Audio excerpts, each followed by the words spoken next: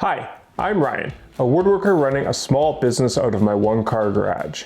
Today I'm going to walk you through installing a JessEm router lift and fence along with a saw-stop dust box in my new Outfeed assembly table. I held off buying this fence for months because I wasn't sure how I would install it. I haven't been able to find many guides or examples on how people have successfully pulled this off. It's really designed and made to be installed on a JessEm router tabletop. They do have provisions in the manual to install the fence in T-track, but it's really not straightforward. I found the best way involves some pretty heavy modifications to the fence parts to get it to work. This is the second video in a 3-part series of me putting together the most used piece of equipment in my shop. Watch along as I show you how I got this awesome fence, lift, and dust box to work in a unique way. I had made a couple of templates for the JessEm lift when I first installed this in my old compact table saw router cart. You can watch that video here or find a link to it in the description. I go into a lot more detail on how to make the template and avoid shelling out the nearly $100 or so that JessEm charges for the template with shipping. It's worth checking out.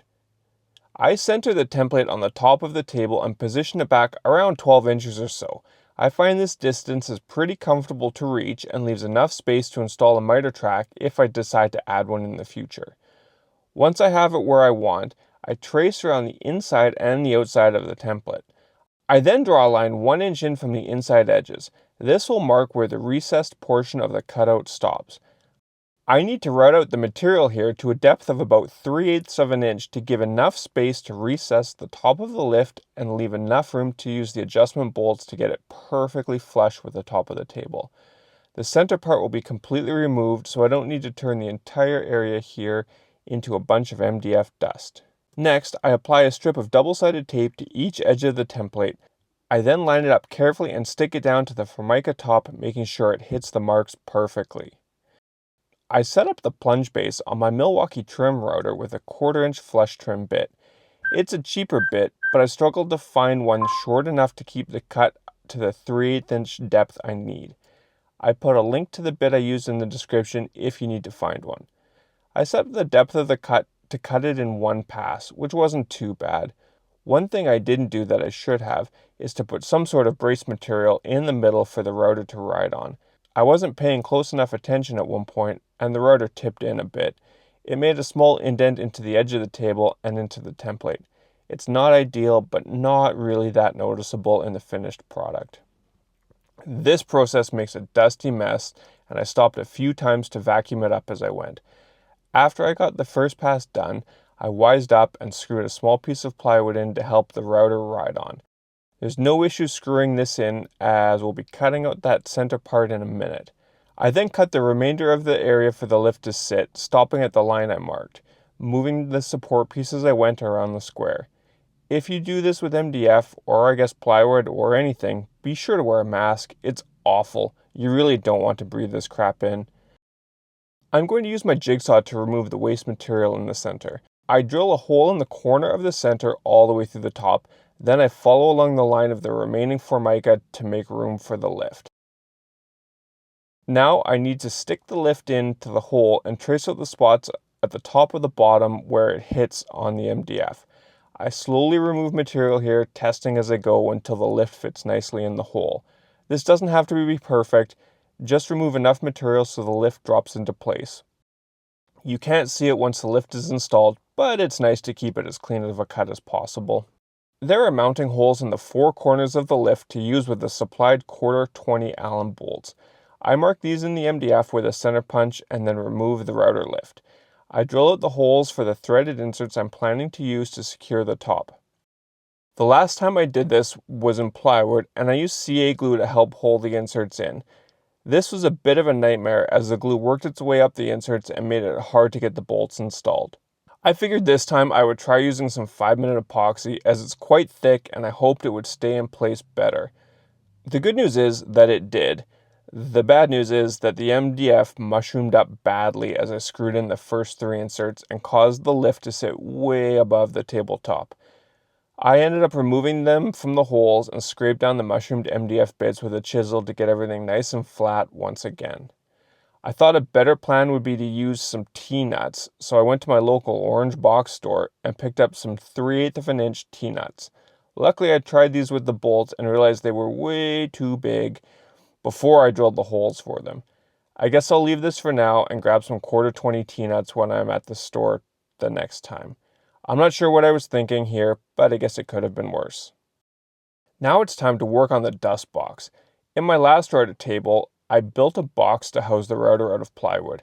This time, I'm not planning on completely enclosing this side of the table with drawers, so I thought it might be nice to use an off-the-shelf dust box. I looked at the options from JessEm, Incra, and SawStop and landed on the SawStop option. I think the JessEm box is awesome if you're going to use their dual inlet router, and I would have had to order the Incra from the US. So I found the SawStop was the best mix of price, availability, and the features I wanted. Assembly for this is super straightforward, as with all things SawStop. I just bolted it together with the supplied screws and it was ready to go. I thought about putting some silicone in between the pieces, but thought it was probably unnecessary. I think most people that have problems with dust collection in their router tables comes from having too little airflow, so I don't think the small gaps will hurt. There's a big vent on the side of the box that you can adjust if you need to get more air flowing through. I had to remove the front stringer from the table to get the router box into position. I pulled out the pocket screws, slid the box in, and then screwed the stringer back in place. I then set the box on a couple stacks of plywood to lift it into place. That left me with just enough clearance to slide a piece of 3/4 inch plywood between the box and the bottom of the table. I screwed the plywood into the table and then screwed the router box into the plywood shims with some cabinet screws. This provided a super secure installation with no major gaps for dust to escape. The door just clears the front stringer and it's easy to reach inside the box to make adjustments to the router. With that done, I slid the router into the lift and clamped it down with a supplied Allen key and the single Allen bolt on the back of the lift. I routed the power cord through the dedicated hole in the side of the box and clamped it into place, attaching the cover with the 2 small Phillips head screws provided. The SawStop router box comes with a split dust port designed to allow you to connect a 4-inch hose to draw dust out of the box and a 2.5-inch hose to connect to the fence. Given the way I am connecting this and that I just installed a fancy new dust boom arm over my table, I didn't want to connect the fence to the main dust collector. That and everything I know about dust collection design says I'll get marginal suction from a high volume dust collector through that little 2.5-inch hose. I have a leftover 4-inch port from my previous router table that I adapted to fit here. 2 of the holes lined up perfectly, so I lined those up and marked out where the other 2 holes needed to be. I drilled these slightly oversized and it bolted right into position. I was able to point the port back towards where my dust line and blast gates are, giving the straightest possible run of flex hose. I tied up the power line to give a nice clean install. Moving on to unboxing the JessEm fence, it comes very well packaged with good instructions, especially if you are mounting this to a JessEm router tabletop. I'm very impressed with the quality of the fence and the accessories that are included. I also picked up the micro adjuster for the fence, which turns out to complicate things a bit later on in the installation. You'll see what I mean. So I hummed and hawed about buying the JessEm fence because I wasn't sure how to install it and embed it into my kind of outfeed table, workbench assembly table, router table thingy. Previously I bought a cheaper fence just because I didn't quite know how to do this. I knew that it needed a slightly different size T-nut for the track, and I was pretty confident I could just find the T-nut and use either T-track or miter bars. I don't think that's going to be the case. This is the nuts it comes with, and they don't quite fit into a 3/4 inch T-track, and if they did, it wouldn't fit under. It looks like this uses like a 1/2 inch wide track, and I can't find what I need anywhere. So my current plan is to cut off this large fin and route a profile to kind of match this wonky track, and then bed this into my table. I think it should work. It feels like a fairly high risk maneuver, but I think it's where we're at now, so I'm gonna give it a go. I was pretty stressed about how I was going to cut this track on my table saw. I figured it would be pretty easy to cut the aluminum, but I was worried about how I could push it through and how close my hands would be to the blade. Also, aluminum has the tendency to get hot as it's cut. The last thing you want to do is burn your hand when cutting or have to let go of the piece mid-cut. It dawned on me that the bandsaw should do this task equally as well and much, much safer. I set it up and it cut through the aluminum like butter, even with a fairly dull 3/8 inch blade. This is a much safer option to make this cut, and I highly recommend you think through what options you have before putting your hands too close to your table saw blade. There are 2 installation points on the fence. The instructions say to use the 17-inch spacing for installing the fence using an embedded track on a router table. I would have used the wider one, but it would have conflicted with the slot I cut for the miter track on the table saw. There is a bit of adjustment in the positioning for the tracks, so you can be out about 1/8 of an inch either way. The supplied T-track is pretty wide as it has an embedded ruler along with the track for the fence to ride in. The tricky part here is getting the part of the track where the fence goes centered on that 17-inch spacing. I ended up about 1/2 an inch off, but this will work out fine with the adjustments on the fence. I used double-sided tape and some scrap pieces of plywood to create stops for the router. I lined it up with the router bit in the router and stuck them down. I decided to have the track come to about even with the center of the router bit. This will allow the fence to come just forward of the bit and should give plenty of options for different cuts. After considerably more measuring and referencing off the tracks, I got the lines all marked out. I again opted to use the track for my track saw and the adapter bracket to cut these straight. I used another scrap of plywood to create a stop on the other end of the cut. I used the depth stops of the plunge base for my router to set the depths for the cuts. I referenced off the actual track material to set the depth. Just stick the part of the track that is the thickness you want to cut in between the stop and the adjustable guide. I used a 1/4 inch spiral bit for this cut. I took my time to cut the first slot. I cut the full width to the depth of the shallowest part of the track, sneaking up on the final width and testing frequently as I got close. You really don't want to cut this any wider than the track or you'll end up with a gap on the sides of the track. After the shallow pass was done, I measured and marked out the 2 deeper steps. After it was cut out, I cleaned up the edges with a chisel and a quick pass along the ends with the router, and then test fit to make sure the track fit well. This process is identical for both tracks, except that I wanted the micro adjuster to be installed on the left-hand track. The micro adjuster bolts onto the fence and rides in the track and needs to be able to slide in and out. I cut the slot on the left side just slightly longer than the connection bracket for the micro adjuster, ensuring I'll be able to get it mounted onto the track. It took a bit of testing and adjusting, but I was able to get it so the fence slides in and out with the micro adjuster attached. I then repeated the process to install the track on the other side of the fence.